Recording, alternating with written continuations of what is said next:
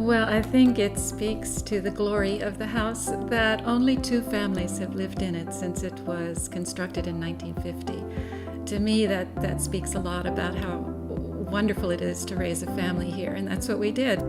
The first family, as I call them, brought over European labor family members who came and made this house just wonderfully solid.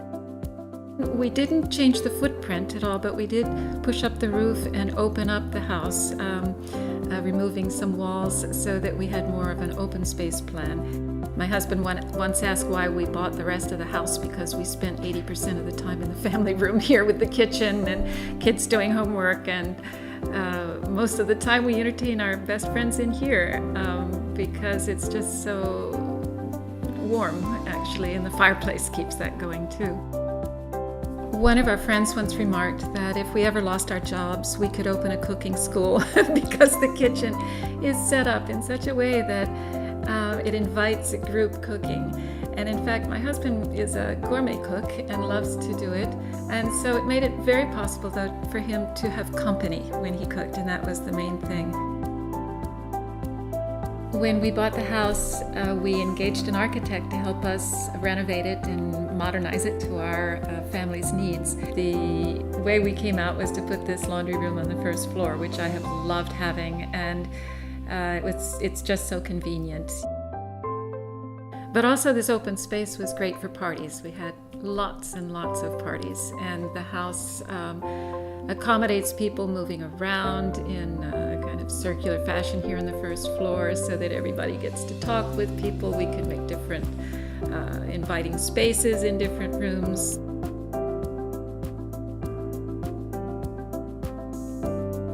Upstairs, what I like about the second floor of bedrooms is that no two rooms share a wall. Everybody feels they can play their music or they can have a conversation on the phone, and they're really private. The master bedroom has particularly wonderful light. I've really loved that, and it's a good-sized room. Interestingly, it's connected by a small hallway to what was called the nursery by the first family, and we called it that too when our youngest child was just over 2 when we moved in. The guest room also is in its own corner. People really remark in that room about how beautiful the views are out those windows and how quiet it is. And the other room was our teenage boy room for a long time. After that, we made it into a TV room, and that was a great way to separate the TV from our other living space. It didn't start off as my bedroom. My sister is 11 years older than me, so it was hers first.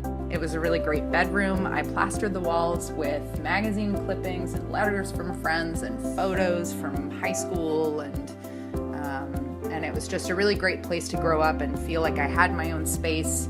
It was just a really great place to assert my own independence.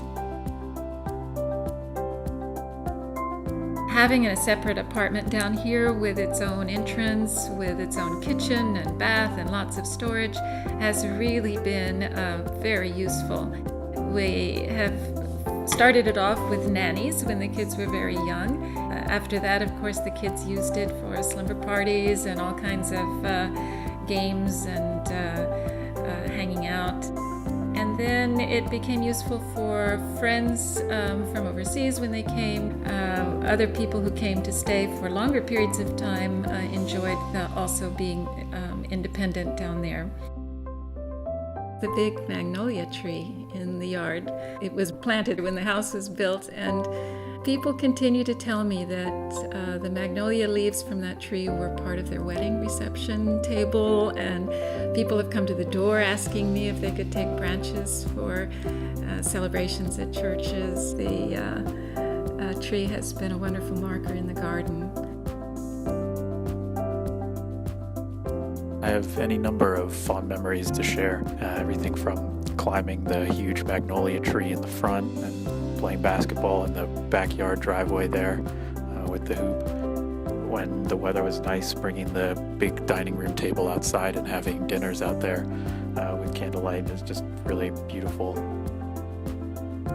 We once had a British ornithologist stay with us. He gave me a list of 125 birds he had sighted in our garden, including an American bald eagle.